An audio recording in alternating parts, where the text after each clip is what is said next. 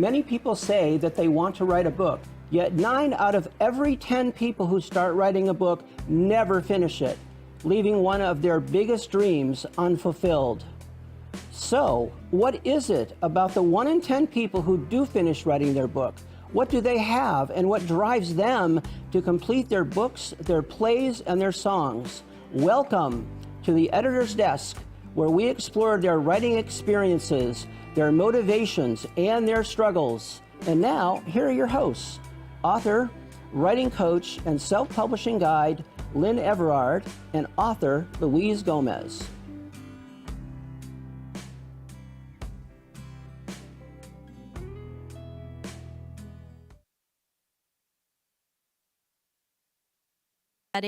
It's Thursday at 5:30 p.m. in South Florida, and you're watching the Editor's Desk. My name is Lynn Everard. Welcome to the show. This is Louise. I am your co-host, and excited to see you here, everybody, for Thursday night show. So, Louise, what do you think the average person would do if they had emotional issues?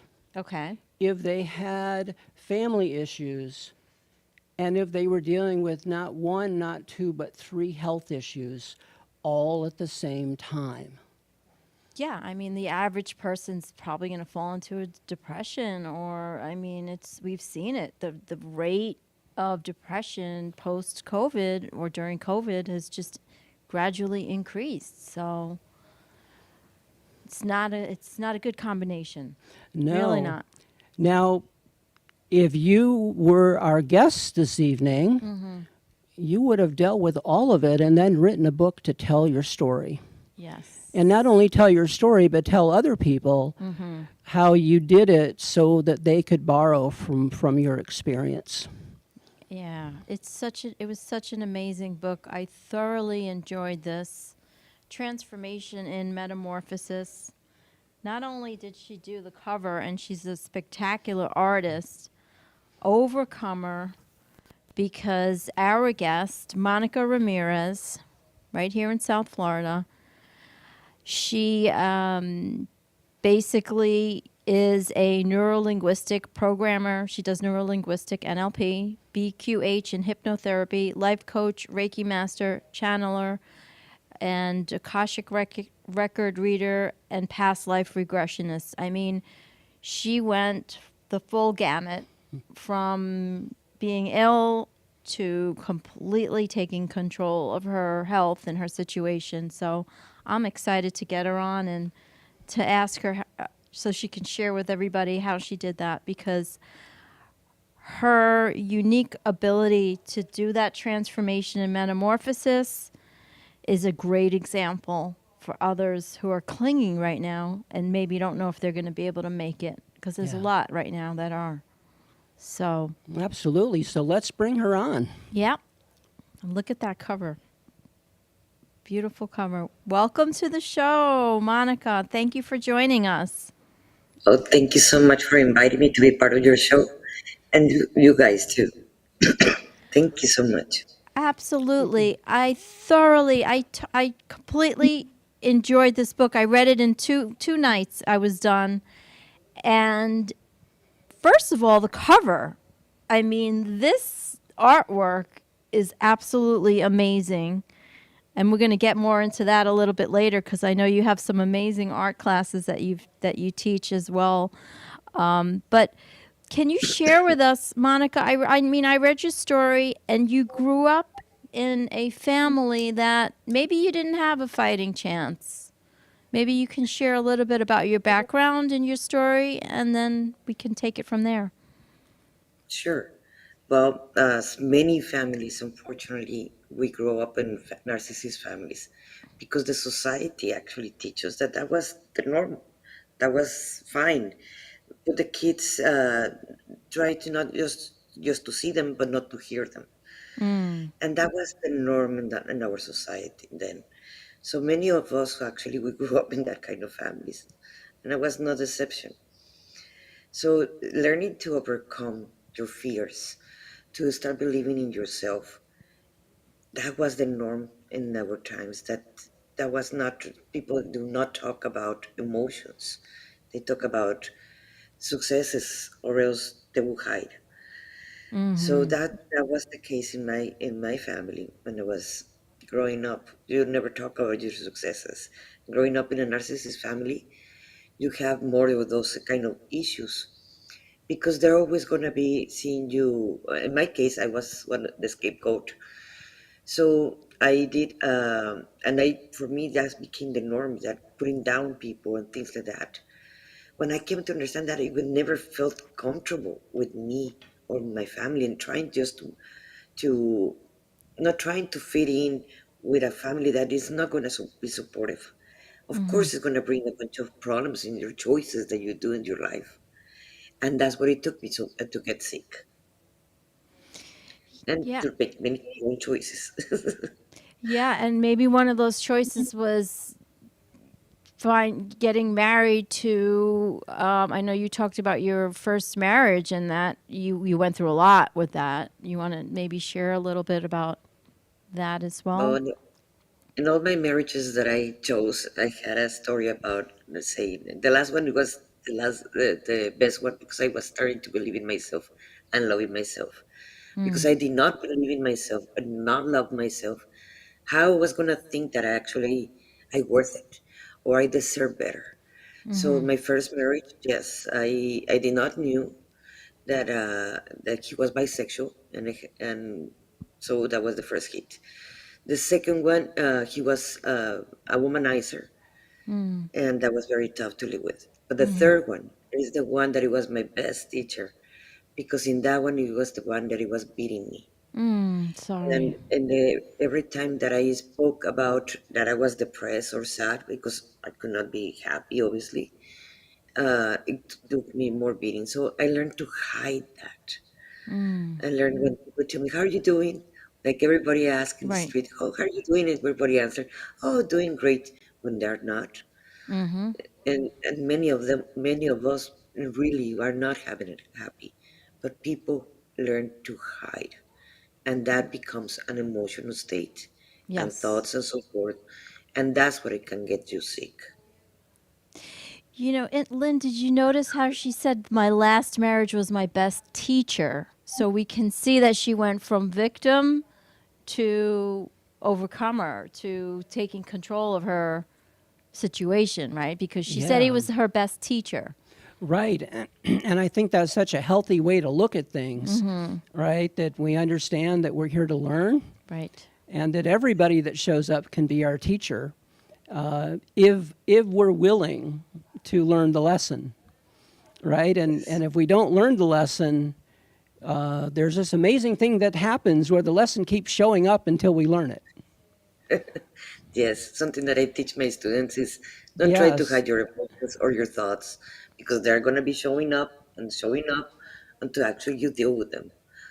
Mm-hmm. You know, Monica, one of the things like when we introduced you, we talked about the fact that you dealt with family issues, with emotional issues, and with health issues, and Yes. you know, in a sense, all of them at the same time. And so they all compounded on each other, even if it wasn't in the same moment in time. But so many people would have just thrown in the towel and given up and said, you know, better luck next time in terms of life, right? But you didn't do that. So was there something in you that knew you were here for something higher, a higher purpose? To be honest, Lynn, I did try to throw the towel many times. Many times I tried that. I thought in suicide, and I even tried because it was easier to escape than actually to deal with that. It was very painful, and at that time I felt powerless. And that time I thought that I did not deserve better. That's it. That's all what I was expected to have. And I always saw the experience of others, and it's like, oh, I wish maybe in my next life I will have that, and maybe in my next life. And it became a costume because that's also part of the programming that I received. My mother always put everything in her next life. That her list is incredible. That now that she died, I don't know if she's going to complete it in the next life because it was big. So that was something that I was doing to my own self. Mm. And that's when I say, why that life? Why not this life? And yes, I tend to, I love challenges. So something that I always do with myself, you tell me I cannot do something, that's what Mm. I'm going to try. And I would not give up easy to something that I wanted. But it was not always like that. At the beginning, of course, I give up because it was easier. It took me a lot to actually say it is possible that I can heal myself. It is possible that even though the doctors they tell me when I had lupus, you're gonna die. You have to take this medication for the rest of your life, and you're gonna die.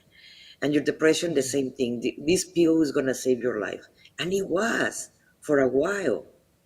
If I did not took the medication, that's when I went in deep depression, and I Mm. took the antidepressants for 10 years, but it was Wow. worse. It really was way worse because I lost control over my own thoughts and emotions.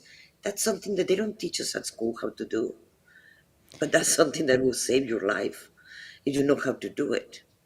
And that's why I teach my students because it is important that everybody learn how to control your thoughts and emotions because then you can create your reality and not have a compound of bad things happening to you when you can create a new life expectation and life that actually you can live with joy. It is a program that they tell us, oh, you cannot have it all. You cannot have love, money, work, Mm-hmm. everything. Mm-hmm. That's an old program that people really think that it is true, but you can.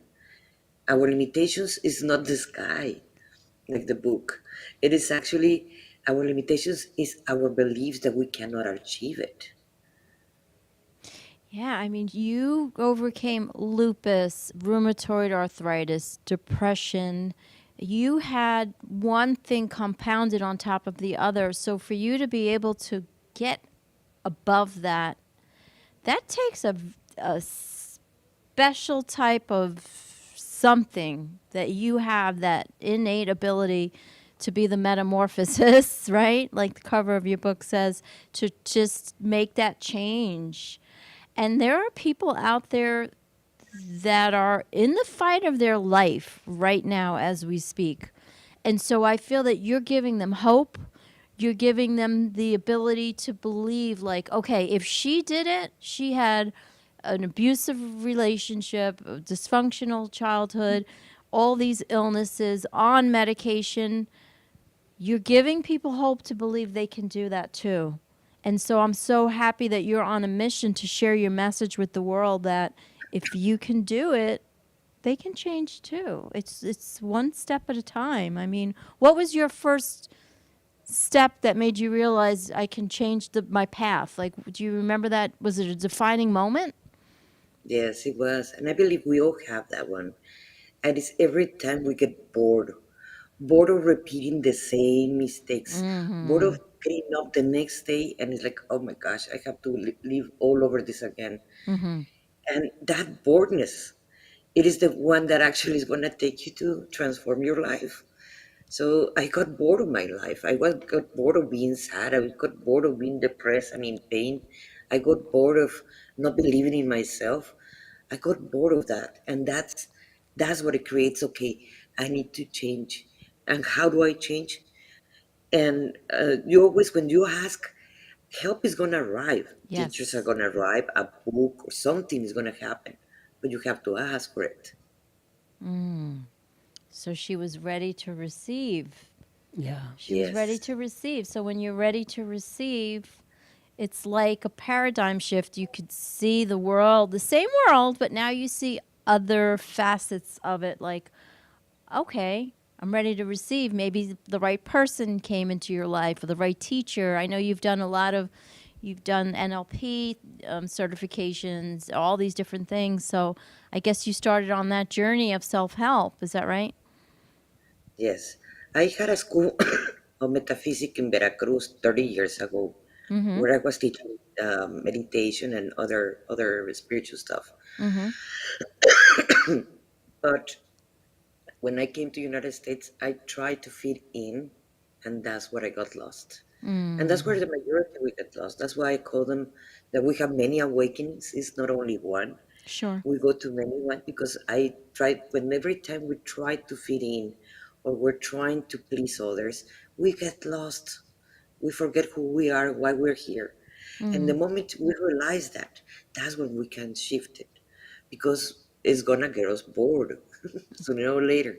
It doesn't matter what kind of life you want or you're living.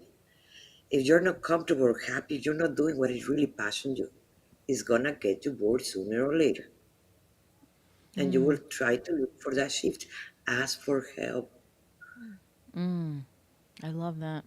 So, Monica, as you were going through the process of writing your book and putting all that information together, was there ever a point in time where you thought maybe it wouldn't get done? Oh gosh, many times. The thing is, forced me when I start teaching because after I start feeling better and stronger, no pain, and not needing the medications and so forth. My friends that used to know me from before, they remember the one that was swollen, or in pain and so forth, and depressed and negative and so forth, and it was a big change to the new Monica. So they start asking, "What you did? Hey, I wanted to know how you took those pains. Hey, how you stopped being leaving all those medications, and you used to Nice. feel free, a fear for this, and now you don't. What happened?" And that's when I start understanding what I did, and I started writing it down of what I did, and that's why I have my part of my process where I went, and I started teaching it. But to teach it, I was needing to write it down completely, and that's why, and it became so. That's the path to the heart. It is the program transformation system that goes in 3 levels. Because the first time I teach it, I give the 3 levels, and it was way too much information. So it goes. This is the first level of the first series, because in this one it talks about how you can stop being the on the person that do not believe in themselves, they're carrying guilt and shame and blames and still fears. And this one is you start empowering yourself. But the second level, that's the one I'm working right now on. I already teach that class, but I'm just putting it together in a nicer format so like that comes out in the book. It is about more past lives. That is about of sexual energy. That is more about soul retrieval. What is soul retrieval? What is energies around us? So it goes a little bit more metaphysical in that one. And the third level, it is about channeling. It is about telepathy. It is about the different kinds of channeling. I do trance channeling, but not necessarily that's the only way it exists. There are many ways. So I teach that in there, and it goes more deeper in contracts and things like that. More, it's completely more esoteric. And I divide it in these 3 levels because everybody needs help, including me, including everybody. Sure. But not everybody is a believer in all this kind of stuff, and that doesn't mean they don't need help. So the first book, it is for focus more for that people. If they don't want to believe it, there's channeling or there's energy, they don't have to. It's about the inner work that they have to do. You know, as we evolve our consciousness, as we're going into 5D consciousness because, our DNA is slowly changing and we're going from carbon based to crystalline. So, part of this evolution, people are going to go through,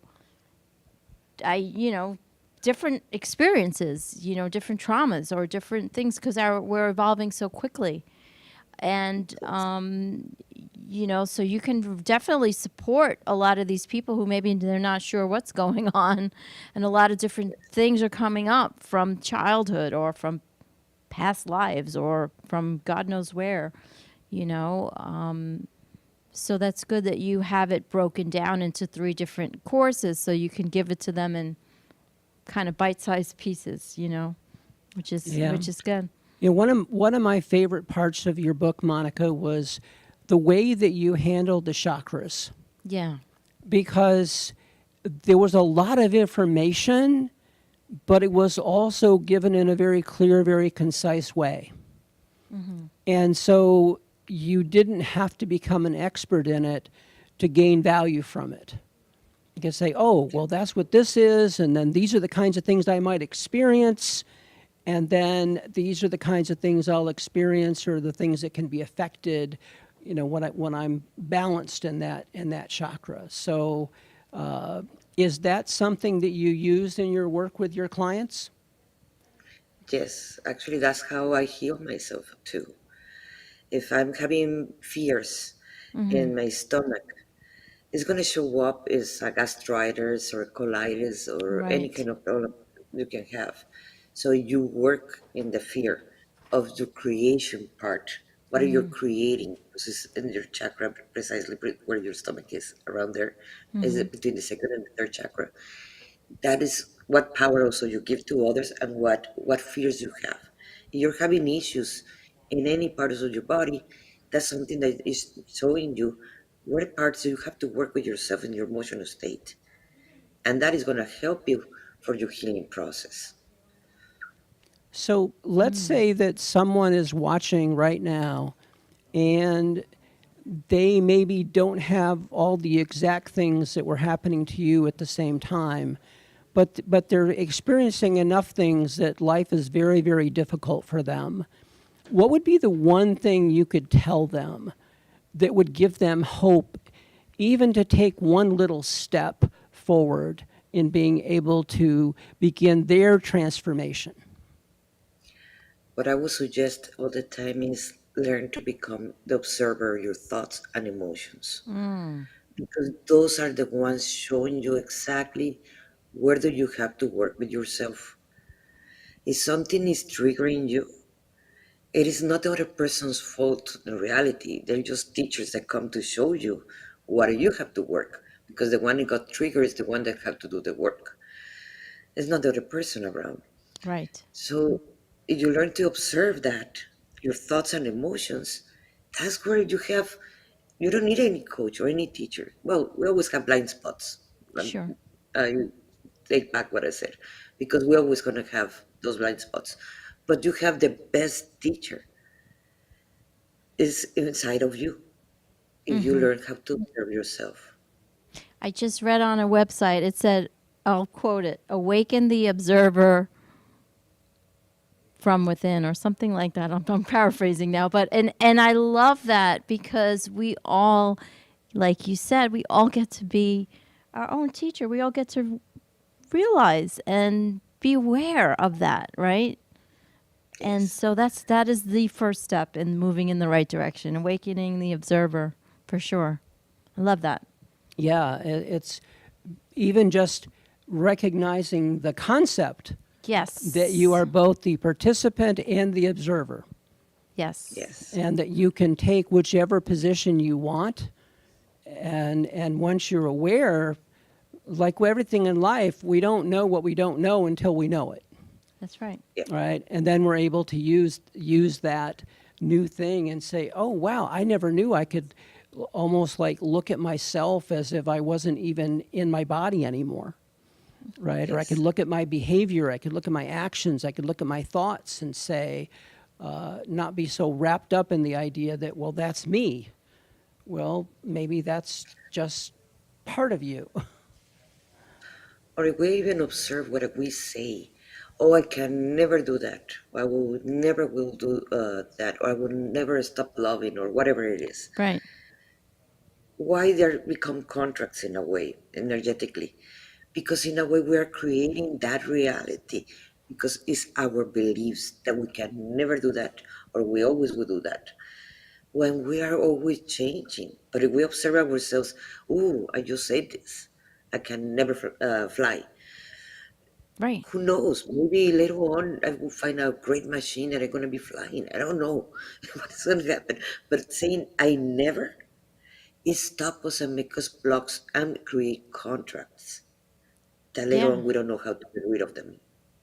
And then repeating those words, we're reinforcing the program. Because it's a program. I can never do this. I can never do that. So by repeating that, we're just reinforcing that. So, yeah, waking up to our languaging is so vital. It's so important. And I'm very conscious and conscientious of it. I really am.